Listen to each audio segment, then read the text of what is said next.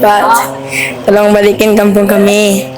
Tolong dam batang sungai Kuranji ini. Ini adalah rumah yang ketika pintu rumah ini dibuka itu sudah langsung aliran sungai yang berubah dan diperparah pada banjir tanggal 2 Januari kemarin, sehingga aliran sungainya berpindah ke arah belakang rumah. Jarak antara aliran sungai dengan pemukiman warga di sini kurang lebih sekitar 50 sampai 70 meter dan sekarang hanya berjarak 1 meter.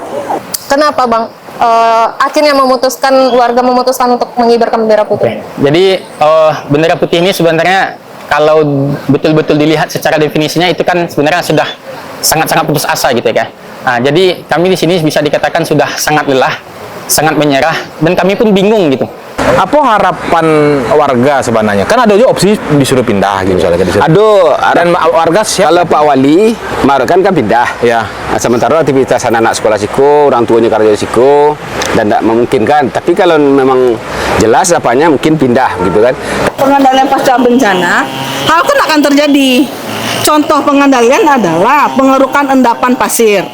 Dari awal setelah tanggal 27 itu, sungai kan udah melebar, tapi sungai itu lah mengering.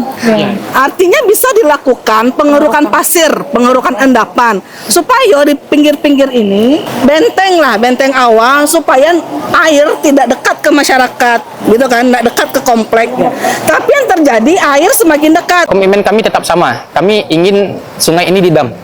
Dan kami paham proses itu membutuhkan waktu yang tidak singkat, membutuhkan waktu yang mungkin setahun 2 tahun gitu. Kami akan maklumi itu jika itu memang benar-benar terrealisasi. Kami akan memang maklumi itu kalau nanti sudah ada kajiannya dan segala macamnya, tolong mungkin disampaikan ke masyarakat bahwa kajian terkait dam ini sudah dilaksanakan, sudah memasuki proses ini, proses itu, transparansi itulah yang paling perlu, Kak. Karena masyarakat ini karena tidak adanya informasi itu jadi berpikiran liar.